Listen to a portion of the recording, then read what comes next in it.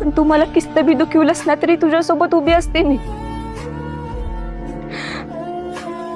वाईट वाटलं तर एकट्यात बसून रडते र, पण तुझ्यासमोर काय हसत असते. मग गावात सांगायचं की मला वाटलं तू आता तिच्या दिसण्यावर गेलास, पण जेव्हा बायको शोधशील तेव्हा तिच्यात जे कोण दिसणार नाहीत ना ते माझ्यात बघशील, तेव्हा तरी जाणीव होईल तुला. म्हणून सगळं सहन करत राहिले, सगळं बघून सुद्धा मनातल्या मनात गोटत राहिले. तुला वाईट वाटू नये म्हणून, तुला त्रास होऊ नये म्हणून. पण आज जेव्हा तू हे गाव सोडून जातोस हे कळलं ना, तो नाही झालं सहन. आता हातरुणावर पडले होते, नको नको तिच्या देऊन गेलं रे.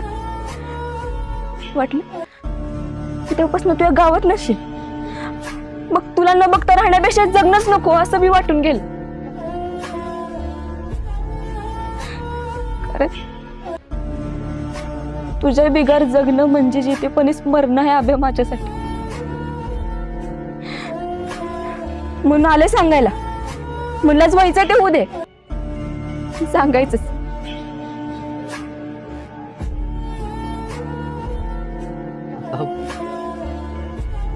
तुझं हे समज बोलणं ऐकून काय बोलायचं कायच कळणार.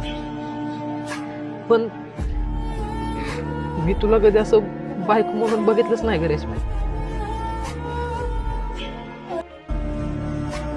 पण तू बी मला लय आवडतेस, पण कशी नाही.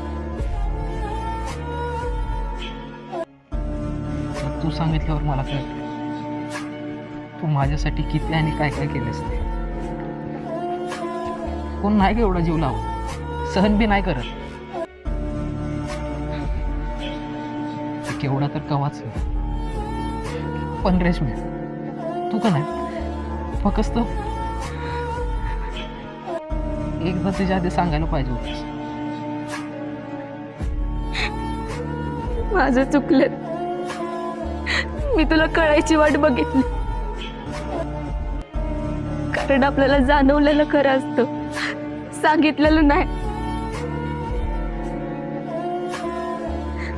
पण या दिखाव्याच्या जगात माझा साधा स्वभाव आणि माणसाचा पाहिजे सवयच आज माझ्या प्रेमाला माझ्यापासून कायमचं लांब नेणार आहे.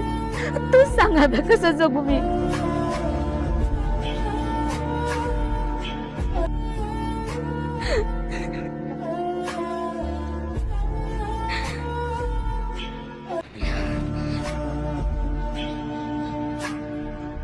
आता नाही, पण निदान उद्या जाताना तरी मला याचं उत्तर देऊन जा.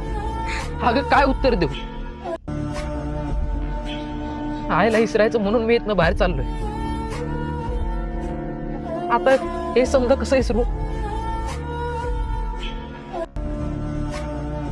नसेलच काय उत्तर, आणि तू आधीच्या माणसावर खुश असशील ना तर मी कवाच तुमच्या मध्ये येणार नाही. पण आज जसं आईला विसरणार आहेस, जस कुणीतरी रेशमा होती हे बी विसर जमलं तर. अगं